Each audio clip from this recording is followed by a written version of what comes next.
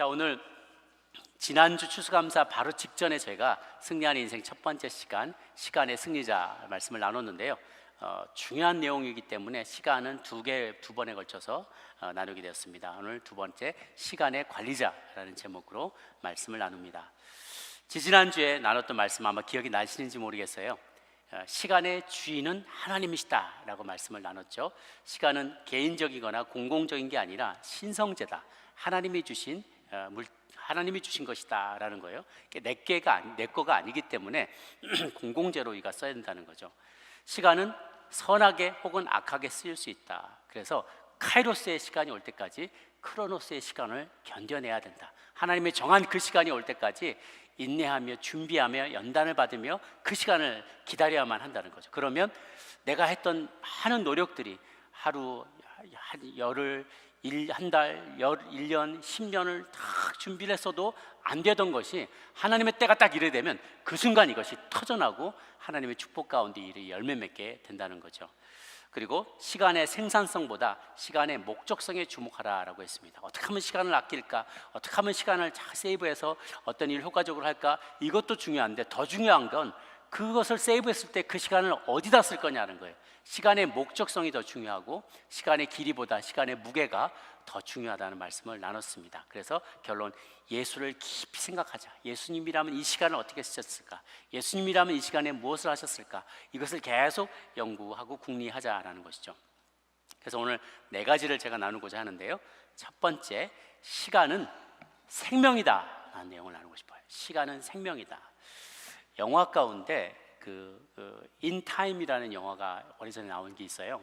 어떤 내용이냐면 미래의 어느 시점인데 사람들은 항상 월급을 받거나 그럴 때 항상 그 일당을 받거나 그럴 때 손목에 시간으로 받는 거예요. 그래서 여기에 디지털 시계 같은 게 있어서 가서 일을 딱 마치고 나오면 공장에서 이렇게 나오면 기계 같은 게 있어요. 기계 같은 데 딱 찍으면 탁 하면서 이 시간을 버는 거예요. 시간을.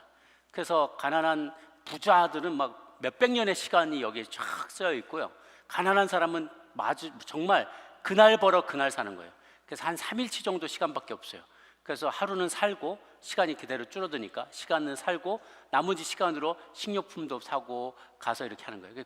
그런데 내 시간이 부족하잖아요. 그러면 은행 가서 혹은 다른 시간 많은 사람한테 돈을 꾸는 거예요. 어떻게 꾸냐면 손을 딱 마주 잡으면 그 사람의 시간이 나한테로 옮겨와요. 저렇게 탁 하면서 나한테 옮겨오는 거죠. 그래도 가난한 사람은 정말 그날 벌어먹는 거예요. 그러다가 내 갖고 있는 시간이 다 떨어지잖아요. 그러면 길 가다가 푹 쓰러져서 죽어요. 자기 시간이 다 돼서. 말 그대로 시간이 너무너무나 소중한 거죠. 우리가 그런 이야기들을 합니다. 시간은 돈이다. 그래서 테드 강연을 언제 제가 한번 보니까 어떤 분이 다른 어떤 프로페셔널한 잡을 갖고 있는 사람하고 대화를 나누는데 그 사람이 너무너무 불안해 하더라는 거예요. 그래서 어떻게 문제가 있습니까? 어디 아픕니까? 그랬더니 그게 아니라 내가 시간당 160불을 버는 사람인데 내가 시간당 160불짜리 사람인데 당신하고 이렇게 길게 얘기를 하고 있으니까 내가 시간이 날아가는 것 같아가지고 시간을 낭비하는 것 같아서 너무 낭비되는 것 같아서 불안해서 그런다고. 그래서 너무 자기가 어이가 없었다라는 얘기를 하는데 사람들이 시간은 돈이다라고 얘기를 할 때는 시간이 그만큼 중요하다라는 것을 뜻하려고 하겠죠. 그런 뜻을 이제 전달하려고 하는 건데 사람들이 시간의 가치를 단순히 물질적인 것으로만 치환하게 되면 오해하게 되는 일들이 있다는 거예요. 왜냐하면 시간을 돈이다 생각하면 돈 안 되는 일에는 그 시간을 쓰지 않는다는 거죠.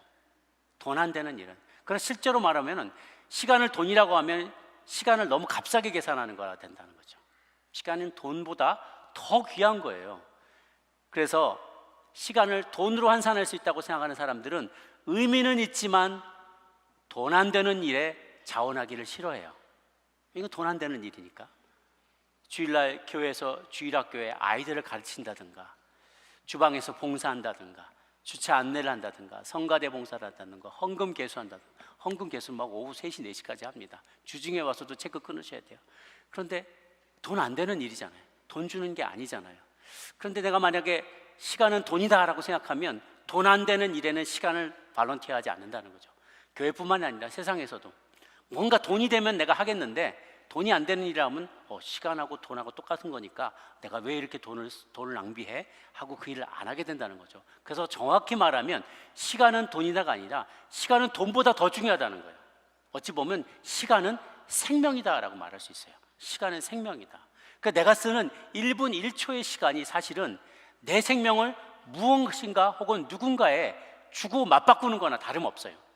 모래시계에 흘러가는 그 시간이 내가 지금도 나는 그 소중한 시간을 무엇인가에 들여서 그것을 투자하고 있는 거나 다름없어요. 여러분 이 시간에 다른 일을 할 수 있는데 이 소중한 시간을 들여서 하나님께 예배드리고 있는 것은 내 시간이 하나님을 만나는 것과 맞바꿀 만큼 소중하다는 것, 그리고 하나님을 만나는 이 경험과 하나님으로부터 음성을 듣는 게 너무너무나 귀한 걸 내가 알기 때문에 내 생명의 시간하고 맞바꾼 거잖아요. 또 봉사하는 것도 마찬가지예요. 지금 다른 부서에서도 교사들로 많이 봉사하는 분들이 계세요. 그분들은 어떤 생각을 하냐, 이거는 내가 시간이 돈보다 더 귀한 돈을 바꾸는 것뿐만 아니라 내 생명을 내어주는 일이다 라고 생각하는 거예요. 이 시간이 생명보다 귀한데, 생명만큼이나 귀한데 그 시간을 내가 쏟아서라도 누군가의 영혼을 가르치고 양육하고 섬기고 하나님을 기쁘시게 할 수 있다면 그게 가장 가치로운 시간 투자다라고 생각하기 때문에 그 시간하고 이것을 맞바꾸는 것이죠. 그래서 우리가 돈보다 더 중요한 내 시간을 더 의미 있는 일에 쓰겠다는 각오가 있어야만 매일매일을 낭비하지 않게 됩니다. 다시 돌아오지 않을 이 시간을 사람들을 섬기고 하나님을 섬기는 일에 투자한다면 정말 가장 가치롭게 쓰는 것이 되겠지요. 그런 의미에서 자기 시간의 큰 부분을 떼어서 정기적으로 누군가를 양육하고 전도하고 선교하고 봉사하는 일을 하는 것은 시간을 가장 잘 사용하는 것 중에 하나가 될 것입니다. 지난주에 우리가 말씀 나눌 것 중에 하나, 에베소 5장 16절에 세월을 아끼라 때가 악하니라 라고 했어요.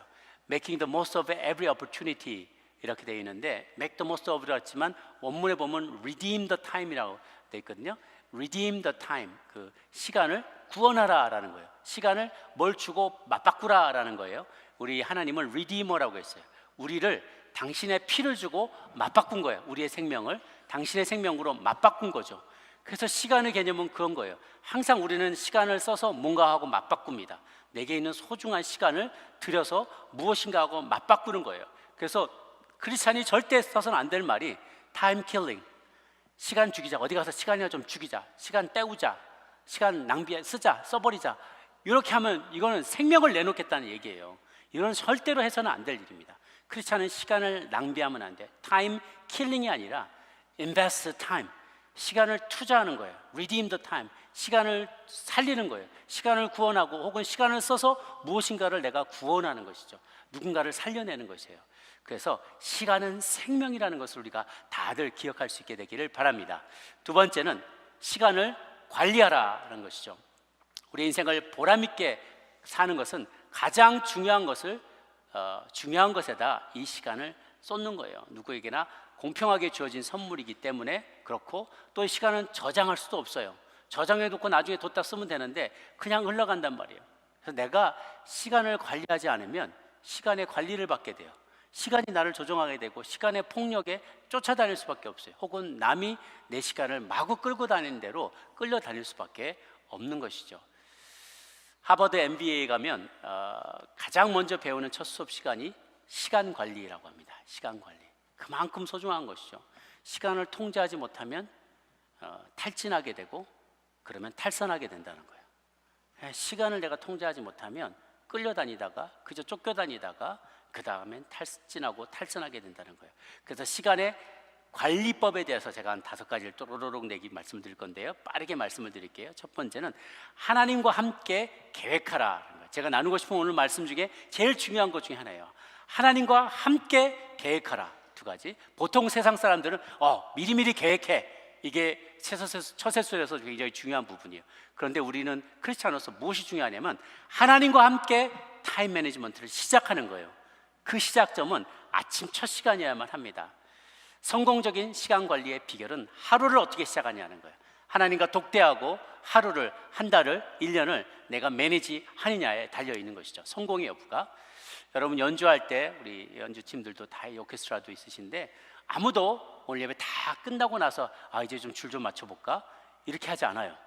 시작하기 전에 조율을 하죠. 낑강낑강 하면 소리 다 맞춰보면서 기타도 튜닝하고 악기도 다 튜닝을 하고, 튜닝은 본격적으로 연주하기 전에 하는 게 튜닝이에요. 우리가 하루를 시작하기 전에, 하루 다 끝나고 나서 그 시간을 그때 그렇게 써야 되는데, 오늘 이렇게 썼어야 되는데, 저렇게 썼어야 되는데 해봐야 아무 소용이 없어요. 하루를 시작하기 전에 튜닝을 해야죠.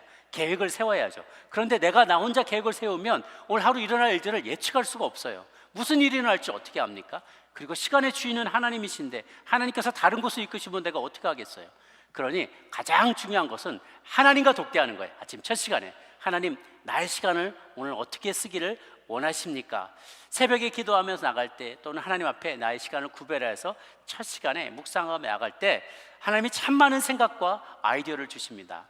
제가 새벽 기도를 할 때면 하나님이 그 시간 안에 되어질 일들, 그리고 하루 있게 될 일들, 다음 달에, 그리고 요즘은 막 내년에 될 일들을 계속 생각하고 기도해요.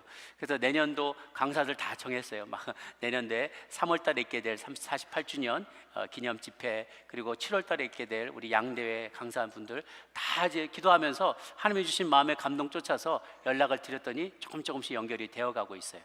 내년에 있게 될 아우리치 계획들도 한 4군데 정도를 미리미리 다 정하고, 기도하는 가운데 하나님이 주시는 감동 쫓아서 사람을 세우기도 하고 옮기기도 하고 또 새로운 역할을 부탁드리기도 하고 그렇습니다.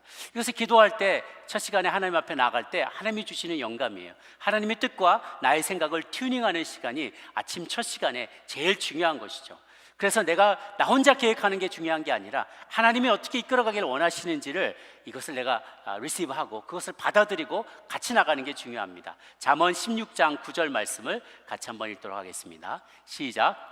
사람이 마음으로 자기의 길을 계획할지라도 그 걸음을 인도하는 자는 여호와시니라. 아멘. 내가 계획하지만 나 혼자 계획하는 것이 아니라 그 걸음을 인도하실 하나님과 함께 튜닝하며 손 붙잡고 나아가는 것이 효과적인 시간 관리의 첫 번째가 되겠죠. 두 번째는 단계를 나누는 것이죠. 내가 이루어야 할 일과 목표가 정해졌다면 그것을 이룰 수 있는 단계를 나누어서 진행하는 거예요. 통째로 다다르기 어려운 목표를 한꺼번에 세우기보다 내가 바이트 할 수 있는 바이트 사이즈로 조금씩 나눠서 그것을 해나가는 거죠. 내가 만약에 비만으로 고생한다면 한 달 안에 20kg를 빼겠다, 이건 말이 안 되는 거예요. 불가능한 거예요. 그렇게 하지 말고 1년 중에 내 체중의 10%를 감량하겠다, 혹은 그것도 어려운가요? 한 달 동안 1kg만 빼겠다, 이것도 어렵죠.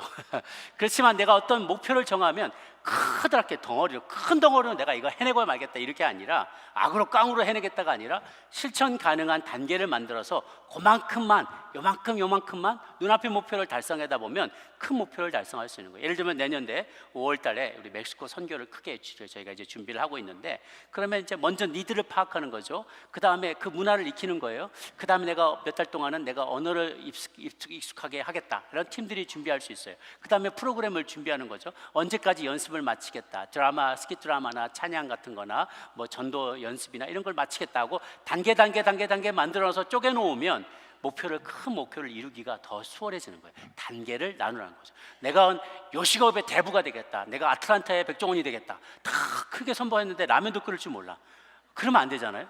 내가 먼저 유명한 레스토랑에 들어가서 시다부터 몇 살까지, 내가 몇 대까지 몇 년 동안 일하고, 그 다음에 작게 한번 식당을 내보고 경험을 쌓고 단골도 드리고 자본이 모아지면 그때 조금 더 하고 더 키워나가다 보면 목표를 이룬 날이 오게 되는 것이죠. 이것을 단계별로 나누느라 성공할 수 있는 확률이 높아지는 거죠. 세 번째는 우선순위를 정하라는 거예요. 우선순위를. 하고 싶은 일은 많겠지만 불행히도 우리에게 주어진 시간에 한계가 있어요. 그렇기 때문에 내가 잘하고, 내가 또 좋아하고, 그리고 남들도 잘한다고 이야기하는 것, 그리고 무엇보다도 내가 그 일을 할 때 어떤 특별한 일들을 함으로 인해서 사람들이 가장 큰 혜택을 받을 수 있고 가장 큰 혜택을 사람들에게 돌려줄 수 있는 일에 우선순위를 정하고 집중하도록 한다라는 것입니다. 어떤 사람들은 예술 작품 모지는 걸, 수집하는 걸 좋아해요. 어떤 사람은 악기를 배우는 걸 좋아하고, 어떤 사람은 어떨 때는 뭐 그림 그리는 것도 좋아하고, 뭐 만드는 것도 좋아해요. 근데 만약에 이 모든 이들이 그저 자기 만족만을 위해서 일한다고 생각해 보세요. 그럼 얼마나 낭비예요. 그림 잘 그려서 그래, 내가 뭐 내 눈에 보기만 좋으면 되지 뭐. 내가 노래하는데 막 부르는데 내가 화장실에서 샤워하면서 노래 부를 때 나 기분 너무 좋아. 이건 나만을 위한 것이죠. 내가 뭔가를 했을 때 그것이 누군가에게 혜택이 되고 누군가에게 영감을 주고 용기를 주고 감동을 주고 또 어떨 때는 실질적으로 그의 삶에 보탬이 될 수 있고 도움이 될 수 있는 일에 우선순위를 둔다면 그 일로 말미암아서 내가 창조된 목적을 이룰 수 있게 돼요. 그러면 자동으로 하나님이 영광을 받으시게 되는 것이죠. 내가 못하는 일, 그런 일보다도 잘하는 일에, 은사가 있는 일에 우선순위를 두고 그것을 내가 집중해서 시간을 안배할 때 다른 일들을 하나님께서 그걸 통해서 하나님 영광 받으신다는 거죠. 이것과 연결되는 것이 바로 네 번째 위임하라라는 것입니다. 위임하라. 내가 어설프게 자료 입력할 수는 있어요. 내가 또 어설프게 옷도 좀 관리도 할 수 있고 뭐 좀 그나마 먹고 살게 요리도 할 수 있고 수학, 과학 좀 가르칠 수 있고 다 할 수 있어요. 그런데 나보다 남이 어떤 사람이 사물을 더 잘 보고 옷을 더 잘 관리하고 음식을 더 잘 요리를 하고 아이들을 더 잘 가르치는 사람이 있다면 그분에게 이 일을 맡기는 게 더 지혜롭다는 거죠. 그래서 직원을 고용하고 레스토랑에도 가고 자녀들을 학원에도 보내고 이렇게 하면서 그분들이 이 일을 더 잘할 수 있는 분이기 때문에 그들에게 그들의 시간을 사서 그들에게 위임하는 것이죠. 그러면 그때 번 내 시간을 가지고 나는 내가 잘하는 일에 더 많이 집중하면 된다라는 거예요. 모세도 200만 명의 송사를 혼자 담당하다가 번아웃이 될 뻔했어요. 아침부터 저녁까지 계속 줄 서 있는데 아무리 재판을 진행해도 줄어들지 않는 거예요. 그러다가 너무 지쳐서 파김치가 돼서 천막에 들어오곤 했는데 그 장인인 이드로가 그걸 보더니 당신이 지혜롭지 못하다. 당신도 힘들고 백성들도 힘들어진다. 그러니 백성의 지도자를 뽑아라. 그래서 백성 가운데 지혜로운 사람, 충성스러운 사람들을 뽑아서 그 일들을 위임했더니 모세가 한결 자신에게 주어진 일에 더 많이 집중할 수 있게 되었다는 거예요. 내가 시간 들여 그 일을 하는 것보다 그 일을 더 저렴한 비용으로 더 빨리 더 잘할 수 있는 사람에게 위임하라. 또 은사가 있는 사람에게 위임하고 나는 내가 잘하는 것에 집중할 때 가장 효과적이 될 수 있죠. 마지막으로는 다섯 번째, 시간이 부족해도 일단 시작하라는 거예요. 시간이 부족하다고 말하지 말고 일단 시작하라는 거예요. 완벽해질 때까지 계획만 세우고 있지도 말고요, 시간 부족하다고 불평하지도 말고요, 지금 가지고 있는 시간을 가지고 시작하라는 거예요. 두려워 말고 일단 뛰어들어 보면 마치 모세가 자기 손에 지팡이 하나밖에 없었지만은 어떻게 이 홍해를 넘어가나라고 했을 때 쳤더니만 홍해가 갈라지면서 놀라운 기적을 경험하게 되었잖아요. 내가 가진 시간이 비록 작을지라도, 작은 시간이랄지라도 그것을 하나님 앞에 올려드리면 내가 감당할 수 없었고 내가 해낼 수 없었던 놀라운 일들을 가능하게 해줄 수가 있어요. 사실 우리는 지금 시간이 부족하다고 불평하지만 생각해 보세요. 한 150년, 200년 전에 우리 선조들은 우리보다 시간이 어쩌면 실질적으로 따지면 우리보다 더 많은 일을 하기 때문에 시간이 더 부족했을 수 있어요.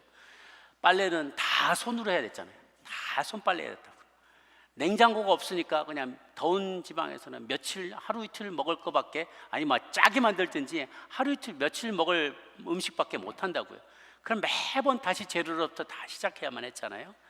전기가 안 전기가 발명이 안 됐을 때는 그나마 일할 수 있는 시간도 짧아서 해 뜨는 시간부터 해지는 때까지 더 많은 일을 빨리 해야만 했어요. 밤이 얼마나 길었는지 몰라요.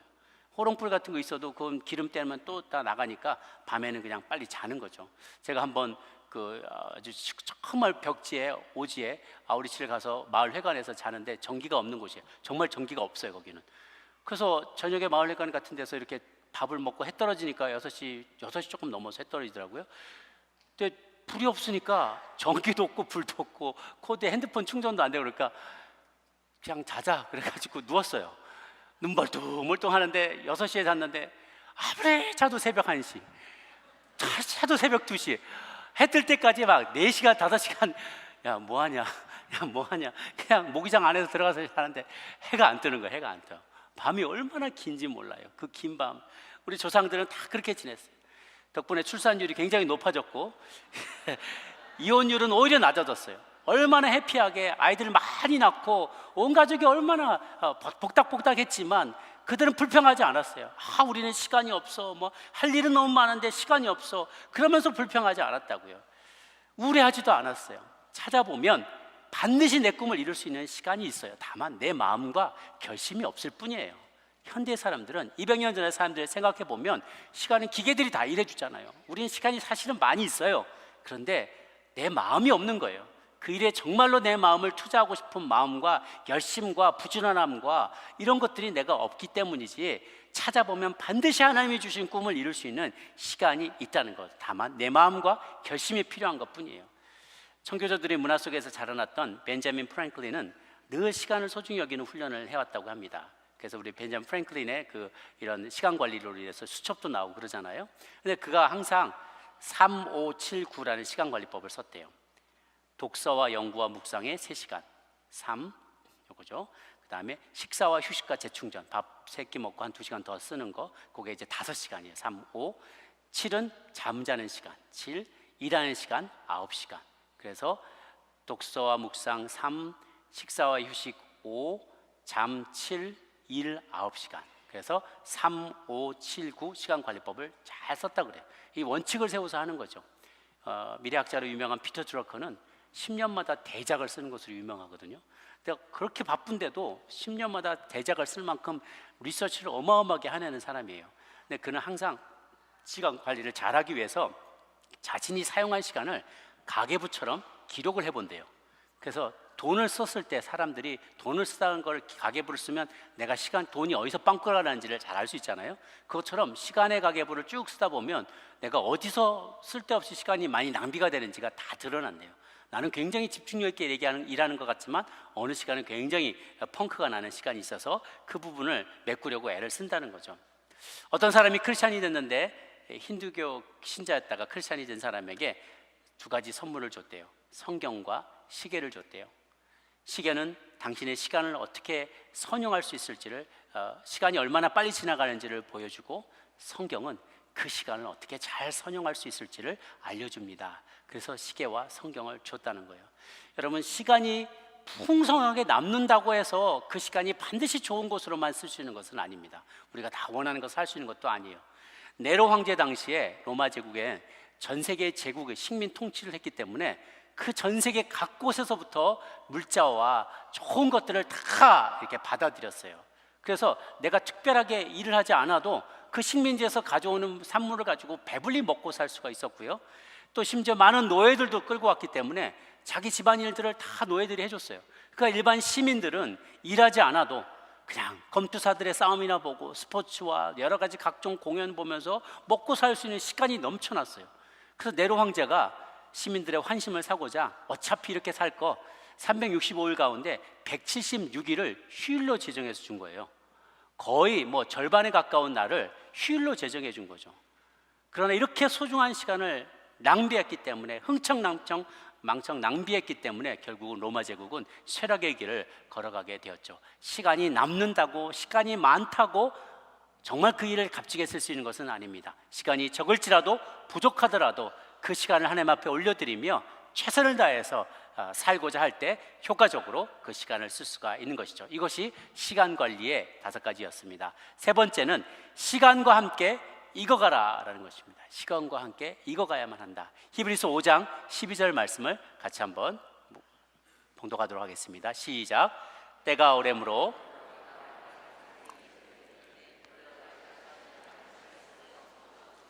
누구에게 가르침을 받아야 할 것이니 젖이나 먹고 단단한 식물을 못 먹을 자가 되었도다. 아멘. 우리가 오늘 읽었던 본문입니다. 때가 오래되면 사람은 선생이 돼야 된다는 거예요. 늘 배울 수만 없잖아요. 내가 늘 배워오다가 어느 시점에 되면 내가 배운 대로 이루고 그 배운 것을, 그리고 실천하는 것을 다음 세대에게 가르쳐줘야만 하는 선생이 돼야 되는 것이죠. 그런데도 불구하고 너희가 만약 다시 말씀의 초보로 돌아가고 가르침을 받아야 되고 젖이나 또 먹어야 될 사람이 된다면 부끄러운 자가 된 것 아니냐라고 히브리인들에게 히브리서에서 강조를 하고 있어요. 우리 하나님께서 참나무를 키우기 원하신다면 100년을 들여서 시간을 투자하여 이 나무를 키우십니다. 그런데 호박 하나 키우시려면 6개월만 투자하세요. 하나님께서 우리를 만드시는데 오랜 시간을 들이시는 것은 우리로 하여금 시간과 함께 익어가고 자라가기를 원하시기 때문에 그렇습니다. 야고보서 1장 4절 말씀도 같이 한번 읽습니다. 시작. 인내를 온전히 이루라. 이는 너희로 온전하고 구비하여 조금도 부족함이 없게 하려 함이라. 우리 그리스도인이 오해하는 것이 하나 있는데, 예수님을 믿으면 혹은 세례를 받으면 그 다음날 바로 막 거룩한 성인이 되고 막 머리에 띠가 둘려지고 와 하면서 천사들의 음성이 배경음악으로 들리면서 거룩하게 걷게 되는 것처럼 우리가 착각할 때가 있어요. 그렇지 않다는 거죠. 세례를 받더라도 예수님을 믿더라도 교회 생활, 신앙생활을 오래 한다 하더라도 하루아침에 변하는 인생은 없어요. 왜냐하면 성숙은 하루아침에 일어나는 것이 아니기 때문에 그렇습니다. 나무가 단단한 기둥을 이루고 높이 솟을 때까지 수많은 날들의 햇볕과 또 비바람과 이것을 견뎌내고 많은 비를 통해서 뿌리가 땅속에 깊이 박히고 위로 쏟아져 나가야만 자라날 수 있는 것처럼 이런 풍상을 견뎌내도록 시간이 필요한 거예요. 성숙은 시간을 전제로 하기 때문에 조급함을 버리고 시간과 함께 익어가야 되는 거죠. 성령의 열매도 그래서 익어져 가는 것이죠. 하루아침에 조만하던 게 뭐가 아무것도 없다 갑자기 다음날 퍽 하고 사과가 퍽 하고 배가 열리거나 아무것도 없었는데 바나나가 커다랗게 송이가 여러 송이가 열릴 일이 없잖아요. 조금씩 익어가고 자라가야 되는 것이죠. 그래서 시간이 되면 우리는 다 스승이 돼야 되고 어른이 돼야 되는 것이죠. 지난번에 제가 우리 시니어 예배 때도 말씀을 드린 것처럼 어느 책에 보니 이렇게 써 있더라고요. 노인과 어르신은 차이가 있다는 거예요. 노인은 받는 거 좋아하는 사람, 공짜 좋아하는 사람, 이 사람이 노인이래요. 대접받는 거 좋아하는 사람. 어르신은 베푸는 사람이래요. 나눠주는 사람이래요. 돌봐주는 사람이래요. 이걸 바로 어르신이라는 거죠. 사회에 어르신이 많아질수록 사회는 건강해지고 다음 세대에게 그 밸류를 소중히 여기는 가치를 전수해 주기가 너무너무 좋은 토양이 된대요. 어르신이 많을수록. 그런데 노인이 많을수록 책임져야 될 사람이 다음 세대가 책임져야 된다는 거예요. 계속 떠받들어 드려야 되고 계속 그 부분을 대접해 드려야 되니까 그 사회는 점점 무너지고 쇠락해 간다는 것이죠. 여러분이 때가 되면 때가 될수록 마땅히 선생이 되시기를 바랍니다. 때가 되실수록 여러분 모두가 이 사회에 또 우리 공동체에 저희 교회에 어르신들이 다들 되시기를 바랍니다. 빌립보서 1장 6절 말씀을 같이 한번 읽습니다. 시작. 너희 속에 착한 일을 시작하신 이가 그리스도 예수의 날까지 이루실 줄을 우리가 확신하노라. 아멘. 그리스도께서 착한 일을 이미 시작하셨습니다. 그때가 되면 반드시 이루어 주실 것입니다. 그것에 순종하여서 열매 맺는 여러분 되기를 바랍니다. 마지막으로 우리는 시간 앞에 겸손해야만 합니다. 시편 90편 2절부터 4절까지를 함께 읽도록 하겠습니다. 시작. 산이 생기기 전 땅과 세계도 주께서 조성하시기 전 곧 영원부터 영원까지 주는 하나님이시니이다. 주께서 사람을 티끌로 돌아가게 하시고 말씀하시기를 너희 인생들은 돌아가라 하셨사오니 주의 목전에는 천년이 지나간 어제 같으며 밤의 한순간 같을 뿐임이니이다. 아멘. 여기 보니까 산이 생기기 전에 땅과 세계도 주께서 조성하게 만드시기 전에 영원부터 영원까지가 주는 하나님이셨다. 그리고 그것이 다 없어진 이후에도 영원부터 영원까지 영원까지 하나님이 계신다라는 거예요. 그러니까 하나님은 시간을 창조하신 분이시잖아요. 창조하신 분이 피조물 안에 갇혀 있을 수가 없죠. 그러니까 창조하시는 분은 거기서 한 발 떨어져 계신 거예요. 그러니까 시간에 어제, 오늘, 내일 하나님은 어떻게 변하시고 이게 아니라 시간 바깥에서 시간이 있어라 하고 시간을 만드신 거예요. 그 시간이 있고 우리는 그 시간 안에 돌아가고 있지만 그 전의 영혼도 그 이후의 영혼도 하나님은 다 통치하고 계신 거예요. 바깥에서 안을 들여다보시면서 시간이란 피조물을 만드신 거죠. 그래서 여기 보면 많은 사람들을 주께서 사람을 티끌로 돌아가게 하시고 말씀하시를 너희 인생들은 돌아가라. 너희는 돌아가게 될 것이다. 다시 왔던 곳으로 돌아가게 될 것이다. 티끌로 돌아가게 될 것이다. 주님의 눈앞에는 천년이 지나간 어제 같다. 한 며칠 지난 거예요. 하나님이 온 세상을 만든 이후로 그냥 며칠 지난 것처럼 하나님은 생각할 수 있다는 것이죠. 우리 인간은 매우 짧은 시간 동안 살다 가면서 우리의 형상이 하나님의 형상을 본받아 변화가도록 주님께서 허락하시고 만드셨다는 거예요. 저는 정말 말씀을 묵상할 때마다 시간에 대한 말씀을 묵상할 때마다 정말 마음이 참 새롭게 느껴지는 부분은 뭐냐면 신기하기도 하고요. 어쩌면 우리가 인류 최초로 우리가 돌아갈 날이 먼저일지 주님께서 오실 날이 먼저일지 정말 심각하게 고민해야 되는 최초의 세대가 되지 않을까 생각을 합니다. 여러분 동의하시나요? 정말 말세지 말이에요. 마지막 때 마지막이에요. 그래서 어쩌면 우리들 가운데는 내가 개인의 종말을 맞이하는 것보다 주님이 오시는 것을 먼저 보게 될지도 모르는 그런 최초의 세대가 될 수 있어요. 온 인류 역사 가운데 그만큼 그날이 점점점 가까워져 가고 있다는 것이죠. 모세가 이 시편 90편을 썼을 때 심정이 어땠을까 한번 생각을 해보세요. 모세가 쓴 시편인데요, 광야에서 이제 출애굽을 했어요. 그런데 말 안 들어가지고 40년 동안을 유리방황을 합니다. 출애굽을 할 때 1세대 그리고 20세 이상이었던 이들은 하나님 앞에 불평하고 불만을 쏟아붓고 그랬던 죄로 인하여 첫 세대들은 다 광야에서 죽을 거라고 했어요. 20세 이상이 다 죽었습니다. 그 말은 200만 명 정도가 출발을 했다가 나중에 돼서 한 150만 명이 사망했다는 것으로 통계적으로 이렇게 계산이 나와요. 그럼 150만 명이 광야에서 죽었으면 40년 동안 매일 하루에 100명씩이 죽어나간 겁니다. 하루에 100명씩이 죽어나가는데 어떤 때는 뭐 한 달씩 한 곳에 있기도 하고 어떨 때는 뭐 2달, 석 달씩 있기도 해요. 그럼 한 달씩 있으면 한 달 있다가 떠나가면 뒤로 수백 개, 수천 개의 묘지가 남아있는 거예요. 그러니까 하루에 100명씩 장례를 치르니까. 그런데 그 장례를 뭐 이스라엘 사람들은 동굴 안에다 원래는 정식으로 하지만 그렇게 많은 사람이 죽고 장비도 마땅치 않고 금방금방 또 옮겨가야 되고 또 떠나가면 다시는 못 보는 거예요. 이게 어디다 모셨는지를 알 수가 없잖아요. 그 넓은 광야에. 그러니까 대충 파고 이렇게 시신을 매장을 하고 덮어놓으면은 그냥 가묘처럼 만들어 놓으니까 시간이 흘러가면 모래바람이 광야에 바람 불고 그 시신이 다 드러나고 그러면 야생동물이나 새들이 와서 쪼아먹고 그러고서 부식되면 흔적도 없이 사라지는 거예요. 정말로 그냥 흙에서 와서 흙으로 티끌로 돌아가는 인생이 되는 거죠. 그렇게 모세는 출발할 때 자기보다 나이 많았던 이들도 있을 것이고 80대에 출발했는데 많지는 않았겠지만 80세에 자기보다 나이 많았던 이들도 다 죽었고 자기의 또래들도 죽었고 자기의 자녀 세대 되는 여호수아 갈렙의 세대 중에 2사람 빼고 나머지 다 죽었고 또 그 중에는 조금 일찍 태어난 손자들도 죽었을 거예요. 그러니까 여러분이 모세라고 생각해 보세요. 내 부모 세대도 돌아가시고 내 또래들은 하나도 안 남아있고 내 자녀들도 둘 빼고 다 죽었고 그리고 그 손주까지 다 죽어가는 계속 내 손으로 장례를 치르면서 120세까지 살아가 보세요. 80부터 120까지 살았는데 광야에 가는 곳마다 이 가묘를 다 남겨놓고 빠이빠이 하고 다시 돌아오지 못할 그 길을 떠나가면서 많은 이들을 보냈다고. 그럴 때 마음이 어떻게 되나? 야, 정말 인생은 먼지로 돌아가는구나. 광야의 흙 한 줌의 흙으로 다 돌아가는구나. 언제든지 구름 기둥이 뜨면 떠나가면서 다시 보지 못할 그 인생들에게 작별을 구하고 떠나갔을 때 그 마음이 얼마나 겸손해졌겠냐는 거예요. 시간 앞에 견디는 사람이 없다. 시간 앞에 우리가 다 서야 되고 그 앞에서 제한된 시간 앞에서 늘 시간의 흐름을 거역할 수 없음을 깨닫고 그 앞에 겸손하게 자신을 내려놓아야만 하는 거죠. 시간을 이길 수 있는 장사가 아무도 없어요. 내가 아무리 뭐 보톡스를 맞고 삼산뿌리를 통으로 다려 먹어도 흐르는 세월을 막을 수가 없어요. 시간 앞에서는 우리는 다 겸손해지고 그 때를 기다려야만 하는 것이죠.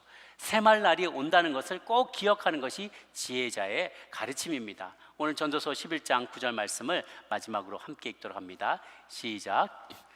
청년이여 내 어린 때를 즐거워하며 내 청년의 날을 마음에 기뻐하여 마음에 원하는 길과 내 눈이 보는 대로 조차 행하라. 그러나 하나님이 이 모든 일로 인하여 너를 심판하실 줄을 알라. 아멘. 이 말씀은 청년들에게만 주신 말씀이 아닙니다. 누구든지 그냥 청년이다가 그 다음은 떠날 수도 있고 노년에 살다가 그 다음날 떠날 수도 있어요. 네가 언제든지 내가 원하는 대로 할 수 있을 그때 청년의 날 마음이 기뻐하며 원하는 길을 가고 보는 대로 쫓아서 행하고 하고 싶은 일을 다 해라. 그러나 너를 하나님께서는 반드시 심판할 줄을 알라 하는 거예요. 그날이 있음을 꼭 기억하라는 거예요. 그래서 우리가 시간 앞에서 늘 겸손한 여러분이 되시기를 바랍니다. 말씀을 정리합니다. 첫 번째로 시간은 생명입니다. 돈보다 더 귀한 것입니다. 이 생명을 들여서 값진 일을 섬기시기 바랍니다. 사람들을 섬기고 여러분에게 주신 그 재능을 가지고 하나님을 영화롭게 하는 일에 잘 쓰임받기를 바랍니다. 시간을 잘 관리하십시오. 하나님과 함께 아침 첫 시간에 계획하며 하루를 시작하시고 단계를 나누어서 일을 진행하고 우선순위를 잘하고 내가 잘하고 좋아하고 또 남들에게도 인정받는 일들, 그리고 무엇보다도 남들에게 더 많이 컨트리뷰션 할 수 있는 일들을 먼저 하십시오. 그리고 내가 못하는 일들은 다른 분들에게 위임하시기를 바랍니다. 부족하다고 말하지 말고 시간 없다고 말하지 말고 지금 먼저 시작하십시오. Just do it. 그냥 먼저 시작하십시오. 그러면 하나님이 여러분을 모세의 손에 들린 지팡이와 같이 사용하셔서 지금 내 눈에는 불가능해 보이지만 하나님이 기름 부어주시면 홍해 바다를 갈릴 것 같은 기적을 일으키시고 그 시간을 멀티플라이 하셔서 큰 일을 주를 위해 감당할 수 있게 해주실 줄로 믿습니다. 시간과 함께 익어가시기 바랍니다. 고개를 숙이시고 나이가 들어갈수록 더 많이 베풀고 더 많이 좀 스승과 같이 때가 되면 선생님이 되시고 때가 되면 어르신이 되시기를 바랍니다. 베풀고 나누고 희생하며 가르치며 전하는 자가 되십시오. 마지막으로 시간 앞에 겸손하여서 언젠가 이 모든 일로 하나님께서 우리를 심판하시라. 내가 너에게 준 그 시간을 어떻게 사용하느냐 라고 주님께서 물으실 때 부끄럽지 않은 저와 여러분 모두가 되시기를 주님의 이름으로 축원합니다. 기도하겠습니다.